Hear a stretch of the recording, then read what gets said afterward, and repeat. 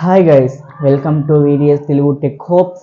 అందరూ కూడా thumbnail చూసి ఈ వీడియోకి వచ్చి ఉంటారు కదా. ఓకే, ఆ మ్యాటర్ మాట్లాడతాను. దీంట్లో మనము తెలుగు టెక్ హోప్ సంబంధించి అంటే తెలుగు టెక్నాలజీకి సంబంధించి ప్రతి ఒక్కటి కూడా మాట్లాడడం జరుగుతుంది.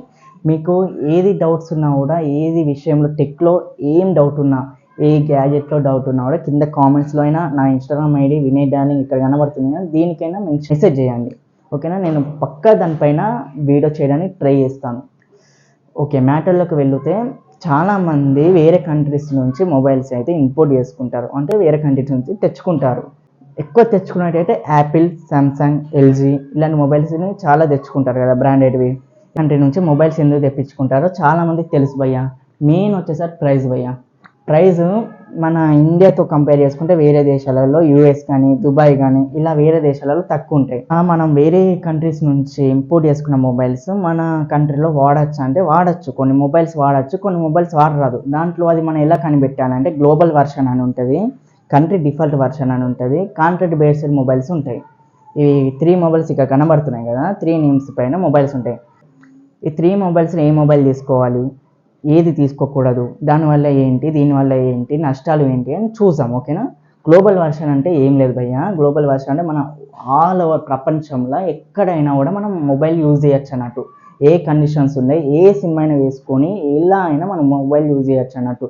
ఇప్పుడు యూఎస్ నుంచి తెప్పించుకున్నాం, యూఎస్లో అయినా యూజ్ చేయొచ్చు, యూఎస్ సిమ్స్ అయినా వేసుకోవచ్చు, మన ఇండియన్ మొబైల్ సిమ్స్ అయినా వేసుకోవచ్చు, దాంట్లో ఏం డౌట్ లేదు భయ్య. ఓకేనా, ఈ గ్లోబల్ వర్షన్ మనం ఎక్కువ తెప్పించుకోవాల్సిందంటే గ్లోబల్ వర్షన్. ఇంకోటి ఏంటి అంటే కంట్రీ రిలేటెడ్ వర్షన్ అంటే ఏం లేదు భయ్య. ఇప్పుడు మన ఇండియా ఉంది, ఎగ్జాంపుల్ మన ఇండియన్ తీసుకున్నాం, మన ఇండియాలో మొబైల్ ఒకటి మ్యానుఫ్యాక్చర్ అయింది అంటే కంట్రీ రిలేటెడ్ వర్షన్ మొబైల్స్ అని కొన్ని రిలీజ్ చేస్తారు. అది ఏంటంటే మన ఇండియన్ సిమ్స్కి మాత్రమే సపోర్ట్ చేస్తుంది. ఇప్పుడు వేరే సిమ్స్ మన యూఎస్లో ఉన్న సిమ్స్ వేద్దామంటే యూఎస్కి తీసుకుపోయి పని చేయదు, అది ఓన్లీ ఇండియాకి మాత్రమే పని చేస్తుంది అన్నట్టు. అలా ఈ మొబైల్స్లో మనం బేసిక్గా బాక్స్ పైన రాసి ఉంటుంది అన్నట్టు, ఇది ఓన్లీ ఫర్ కంట్రీ అని, లేదంటే ఓన్లీ ఫర్ ఇండియా అని అలా రాసి ఉంటుంది. ఓన్లీ ఇండియాలోనే యూజ్ చేయగలము అని అర్థం. ఇక్కడ నేను వీలైతే ఇక్కడ స్క్రీన్ పైన డిస్ప్లే చేస్తాను ఎలా బాక్స్ పైన రాసి ఉంటాయో. ఆ మొబైల్ తీసుకుంటే ఏంటంటే ఓన్లీ మన ఆ మొబైల్ ఎక్కడైతే తయారైందో, మ్యానుఫ్యాక్చర్ అయిందో అక్కడ మాత్రమే మనం యూజ్ చేయగలుగుతాం, అంటే ఆ సిమ్స్ మాత్రం మనం యూజ్ చేయగలుగుతాం. ఆల్రెడీ ఎవరైనా కంట్రీ డిఫాల్ట్ వర్షన్ని వేరే కంట్రీ నుంచి ఇంపోర్ట్ చేసుకొని ఉంటే, ఎవరైనా కొనుక్కొని ఉంటే అదైతే అన్లాక్ చేసి యూజ్ చేయాలి. నార్మల్గా మీకు సిమ్స్ వేస్తే అది వర్క్ కావు. అది ఎలా అన్లాక్ చేయాలని నేను లాస్ట్లో చెప్తాను, లాస్ట్ వరకు అయితే వీడియో చూడండి. ఫస్ట్ ఇప్పుడు నేను చెప్పేది వినండి, మీకు క్లారిటీ వస్తుంది అన్నట్టు. కాంట్రాక్ట్ బేస్డ్ మొబైల్స్ అంటే ఏం లేదు భయ్య. ఇప్పుడు నార్మల్గా మీకు అర్థమయ్యేటట్టు చెప్పాలంటే రీసెంట్గా జియో మొబైల్స్ అయితే వచ్చినాయి కదా, ఆ జియో డబ్బా మొబైల్స్ వచ్చినాయి కదా, ఆ డబ్బా మొబైల్ ఓన్లీ మనం జియో సిమ్ మాత్రం వేస్తేనే నెట్వర్క్ వస్తుంది. వేరే ఎయిర్టెల్, బిఎస్ఎన్ఎల్ వేరే మనం ఏ నెట్వర్క్ కూడా వేసుకోలేం, ఎందుకంటే ఆ మొబైల్ ఓన్లీ జియోకి మాత్రం సపోర్టెడ్. జియోకి మాత్రం కాంట్రాక్ట్ బేస్డ్ మొబైల్, జియో మాత్రం ఓన్లీ కాంట్రాక్ట్ తీసుకుంది ఆ మొబైల్కి, జియో సిమ్ మాత్రం వేస్తేనే వస్తుంది. ఓకే, అర్థమైంది కదా. ఇలానే కాంట్రాక్ట్ బేస్డ్ వర్షన్ మొబైల్స్ అంటే వేరే కంట్రీలో కొన్ని నెట్వర్క్స్ ఉంటాయి కదా, ఇండియాలో బిఎస్ఎన్ఎల్, ఎయిర్టెల్, వోడాఫోన్ ఇవి ఎలా అయితే ఉన్నాయో, సపోజ్ మనం యూఎస్ కంట్రీని తీసుకున్నాం, యూఎస్ కంట్రీలో ఏటీఎన్టీ, టీ మొబైల్, వెరిజోన్ అని ఇలాంటి నెట్వర్క్స్ ఉంటాయి అన్నట్టు. మనమైతే ఒక మొబైల్ కొన్నాం అనుకోండి, అది ఏటీఎన్టీ అనే నెట్వర్క్ నుంచి మనం కొన్నాం, అది కాంట్రాక్ట్ బేస్డ్ పైన తీసుకున్నాం అనుకోండి. అలా తీసుకోవడం ద్వారా అది సపోర్ట్ కాంట్రాక్ట్ అనేది 2-3 ఇయర్స్ ఉందనుకోండి కాంట్రాక్ట్. ఆ 2-3 ఇయర్స్ మనం వేరేదైతే ఏ మొబైల్ సిమ్ కూడా మనం యూజ్ చేయలేము. అది యూఎస్లో కానివ్వండి, ఇండియాలో కానివ్వండి, ఏ సిమ్ అయితే మనం యూజ్ చేయలేము. అది కాంట్రాక్ట్ అయిపోయినాక వాళ్ళకి మనం ఒక లెటర్ రాసిస్తే వాళ్ళు అప్పుడు అప్రూవ్ చేస్తే అది వేరే సిమ్స్ అనేది యూజ్ చేయొచ్చు, అది వేరే మ్యాటర్. ఓకేనా, నేను లాస్ట్లో చెప్తానన్నా కదా, అన్లాకింగ్ అనేది దీనికి కనెక్ట్ అయి ఉంటుంది, మంచిగా వినండి. అది ఎలా యూజ్ చేయాలని చెప్తాను. మనం వేరే కంట్రీ నుంచి తెచ్చుకున్నాక మనం అది అన్లాక్ ఎలా చేయాలి అంటే, చాలా వెబ్సైట్స్ ఉంటాయి అన్లాక్ చేయడానికి, కానీ మనం ఆ వెబ్సైట్స్ జోలికి అయితే పోకూడదు, ఎందుకంటే మనం బయట షాప్లో చేసుకునేది బెస్ట్. చాలా ఫేక్ ఉంటాయి ఆ వెబ్సైట్స్. మనం మనీ కడతాం కదా, అప్పుడు కట్టినప్పుడు అయితే కట్ అయిపోయినాక మనకి ఎలాంటి ఫలితం ఉండదు, ఎలాంటి అన్లాక్ కాదు, ఏం మనకి రిజల్ట్స్ అయితే ఏం ఉండవు. షాప్స్కి వెళ్ళి మనం చేయించుకున్నది అయితే బెటర్. అన్లాకింగ్ అయితే అన్లాకింగ్ చేసేటప్పుడు మనకి అది నెట్వర్క్, యూఎస్లో ఏ నెట్వర్క్ అయితే మనము కాంట్రాక్ట్ బేసిక్ పైన తీసుకున్నాం ఆ నెట్వర్క్ పట్టి మనకు మనీ ఉంటుంది. అన్లాక్ చేయడానికి అయితే మనీ తీసుకుంటారు, ఆ నెట్వర్క్ పట్టి అయితే మనీ తీసుకుంటారు. ఇప్పుడు టీ మొబైల్స్కి వచ్చేసరికి అయితే దాదాపు 15,000 వరకు ఉంది అన్లాకింగ్ అయితే.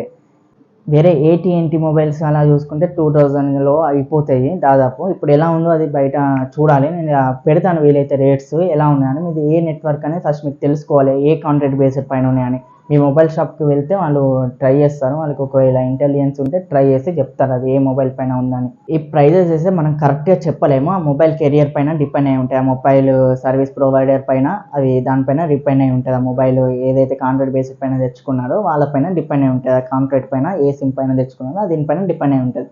మనం ఎగ్జాక్ట్గా ఇది సిమ్ అని మనం చెప్పలేము. ఒకవేళ మనం సెకండ్ హ్యాండ్ మొబైల్స్ కొని ఉంటే ఆ సెకండ్ హ్యాండ్స్ మొబైల్ సిమ్ మనం వేస్తే పని చేస్తుందా, మన ఇండియాది పని చేయదా అని ఎలా తెలుసుకోవాలంటే ఇక స్క్రీన్ పైన డిస్ప్లే చేస్తాను. ఇది అన్లాక్లో ఉందనుకోండి, అది మొబైల్ మనకు కొనచ్చు, అది ఏ సిమ్స్ వేసినా పని చేస్తుంది. అదే లాక్డ్ అని ఉంది మాత్రం అయితే కొనకూడదు, ఆ మొబైల్స్ వేస్తే పని చేయదు, అన్లాక్ చేయాల్సి అయితే ఉంటుంది, మళ్ళీ దానికి సపరేట్ మనీ పెట్టాల్సి ఉంటుంది. ఓకేనా, అదైతే కొనకూడదు. ఇవన్నీ వద్దు భయ్య, మాకు బాధ, మాకు డైరెక్ట్ సిమ్ వేస్తే రావాలి, మాకు ఏ సిమ్ వేసినా వర్క్ కావాలి అంటే మాత్రం, ఏ ప్రపంచంలో పోయినా ఏ సిమ్ వేసిన వర్క్ కావాలి అంటే మాత్రం గ్లోబల్ వర్షన్ మొబైల్స్ అయితే బెస్ట్ భయ్య. గ్లోబల్ వర్షన్ మొబైల్స్ కొనాలి. ఇలా మన కాంట్రాక్ట్ బేస్డ్ పైన కొన్నాయి కానీ ఇలా ఓన్లీ మనం కొంటే మాత్రం వేస్ట్ భయ్య.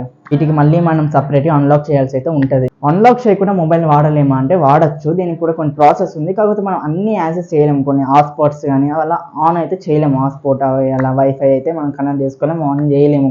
కొన్ని వాటిలో వర్క్ అవుతుంది, ఆన్ చేయొచ్చు. ఎలా వాడాలి అంటే టర్బో సిమ్స్ అని ఉంటాయి భయ్య. టర్బో సిమ్స్ మన దగ్గరలో ఉన్న సర్వీస్ సెంటర్లో దొరుకుతాయి. కాకపోతే కొంచెం పెద్ద సర్వీస్ సెంటర్లో అయితే ఎక్కువ అవైలబుల్ ఉంటాయి. ఇవి ఎక్కువ వాడరు కాబట్టి ఎవరు ఎక్కువ అవైలబుల్ ఉండే చిన్న దాంట్లో, పెద్ద దాంట్లో అయితే అవైలబుల్ ఉంటాయి. టర్బో సిమ్ అంటే ఏం లేదు, ఇప్పుడు మనది సిమ్ ఉంటుంది కదా, ఎయిర్టెల్ ఉంది అనుకోండి, మనం యూజ్ చేసే సిమ్, మనం అది ఐఫోన్లో వేయాలనుకుంటున్నాం, లాక్ అయిన మొబైల్లో, అంటే సిమ్ లాక్డ్ అయిన మొబైల్ మనం తెచ్చుకుంటాం, ఆ మొబైల్ వేయాలనుకుంటాం కదా. అప్పుడు వేయాలనుకున్నప్పుడు మన ఎయిర్టెల్ మొబైల్ ఉంటుంది కదా, ఆ ఎయిర్టెల్ మొబైల్ ఏం లేదు, దానికి ఒక సిమ్ దానిపైన ఒక స్లిప్ లెక్క ఒకటి పెట్టేసి ఒక పిన్ లాంటిది, అది మనం వేయాలనుకున్న మొబైల్లో, లాక్ అయి ఉన్న మొబైల్లో వేస్తారన్నట్టు. అది ఇప్పుడు మీరు ఒకవేళ కెరియర్ అనేది AT&Tకి లాక్ అయింది అనుకోండి, AT&T సర్వీస్ ద్వారా దాన్ని వేస్తారు. దీనికి కాస్ట్ వచ్చేసరికి 500 నుంచి 2000 వరకు కూడా ఉంటుంది. ఇది కూడా మనకి కెరియర్ పైన డిపెండ్ అయి ఉంటుంది. అంటే ఇప్పుడు మీరు ఏ మొబైల్ బేస్డ్ వర్షన్ తీసుకున్నారు, ఇప్పుడు ఎయిర్టెల్ మొబైల్ మన ఇండియాలో ఎలా అయితే ఉన్నాయో అవి AT&T అని, ఈ మొబైల్ T మొబైల్ అని ఉంటాయని చెప్పినాను కదా, అలాంటి దానిపైన ఇది కూడా డిపెండ్ అయి ఉంటుంది. ఇదైతే 500 నుంచి 2000 ఓపెన్నే, ఇది మ్యాక్సిమం 2000 ఓపెన్నే అయిపోతుంది భయ్య ఇదైతే. కాకపోతే మీరు వేరే సిమ్స్ని కానీ మళ్ళీ మీరు సిగ్నల్స్ లేని ఏరియాని కానీ పోయినట్టయితే మళ్ళీ సిమ్స్ అనేవి వర్క్ చేయవు. ఓన్లీ సిగ్నల్స్ ఎక్కువ ఉండాలి వర్క్ చేయాలి అంటే, అలాంటి మొబైల్స్ అప్పుడే సిమ్స్ అయితే వర్క్ చేస్తాయి. అలాంటి సిచ్యువేషన్లో మాత్రమే సిమ్స్ అయితే వర్క్ చేస్తాయి. బెస్ట్ వే ఏంటంటే అన్లాక్ చేసుకోవడం బెస్ట్ అని చెప్తాను. అన్లాక్ చేసుకున్నామంటే ఇంకా బెస్ట్ వే అంటే గ్లోబల్ వర్షన్ మొబైల్ తెచ్చుకోవడమే ఇంకా బెస్ట్ వే అయ్యా. ఇంకా మీకు ఏమైనా వీడియోస్ ఇలాంటివి ఇంకా మోర్ వీడియోస్ కావాలి అనుకుంటే, ఇంకా మీ డౌట్స్ ఏమైనా ఉంటే కింద కామెంట్ చేయండి, లేదంటే ఇక్కడ కనబడుతున్న ఇన్స్టాగ్రామ్కి అయితే ఫాలో అయ్యి ఒక మెసేజ్ అయితే పెట్టండి, ఏం వీడియో కావాలన్నా నేను ఆ వీడియో అయితే చేసి మళ్ళీ అప్లోడ్ చేస్తాను. ఓకేనా, సబ్స్క్రైబ్, షేర్, లైక్.